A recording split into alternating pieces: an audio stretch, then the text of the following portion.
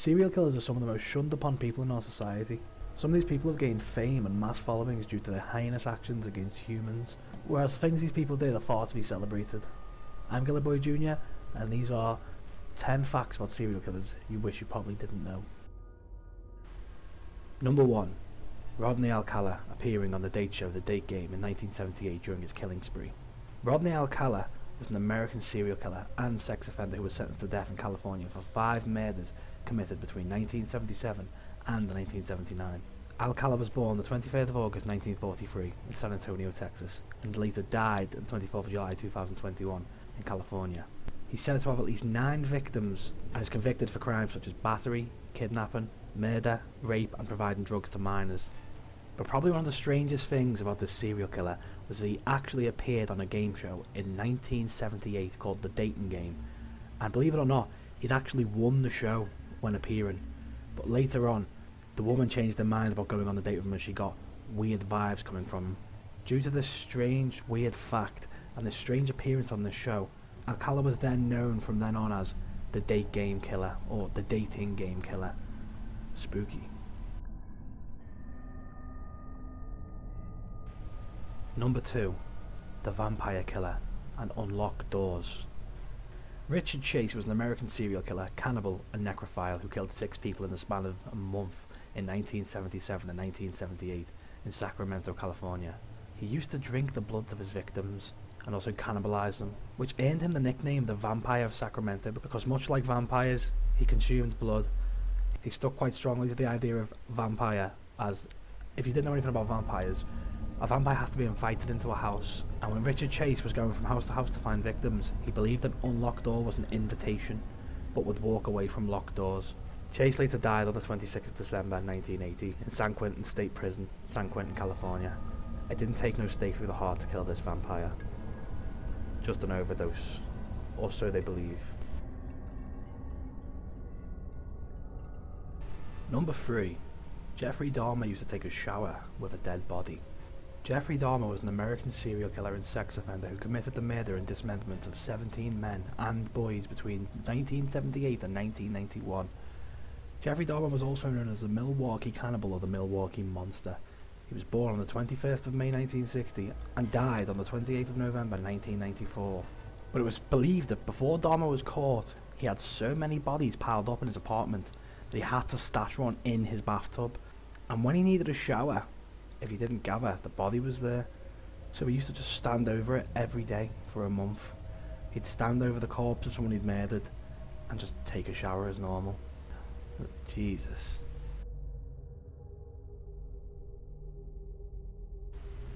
Number 4.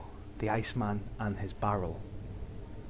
Richard Kuklinski, also known as the Iceman, was an American criminal and convicted murderer. He was engaged in numerous criminal activities for most of his life, and he'd actually ran a burglary ring and distributed pirated pornography.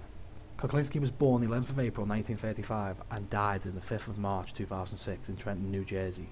Also known as the Iceman, he'd once killed a man and left his body in an oil drum just outside of a diner just to see how long it'd take for someone to investigate or find the body. He'd order sandwiches, eat at the diner, meet up with friends and talk to some of the staff, and just sit on the drum whilst he spoke to them, or just hang round the drum seeing if anyone would figure out if he found this body. If there's anything cold to make you be called the Iceman, I think that's probably it.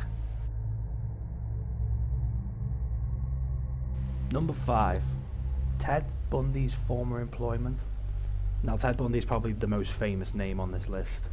Probably the most well-known serial killer of all time. Ted Bundy was an American serial killer who kidnapped, raped and murdered numerous young women and girls during the 1970s. For almost a decade he denied his crimes, but in the end confessed to 30 murders between 1974 and 1978.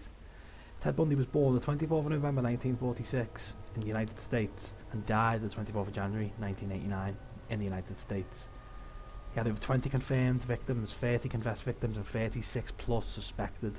But being a man so well known for taking life, not many people know that Ted Bundy actually spent the start of his life in the job of a suicide hotline agent, where people would call up when they were feeling suicidal and Bundy would talk to them about killing themselves. As a lot of people know, Bundy was charismatic and had an enigma around him, so he probably had the charm to bring people down from that sort of situation. But what the people on the other side of the phone would have known is this man was actually cold and calculated and enjoyed taking lives, but was paid to save lives.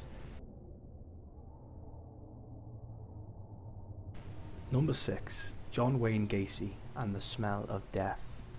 John Wayne Gacy was an American serial killer and sex offender who'd raped, tortured and murdered at least 33 young men and boys. Gacy would dress up as a clown and regularly perform at children's hospitals, charitable events as Pogo the Clown or Patches the Clown.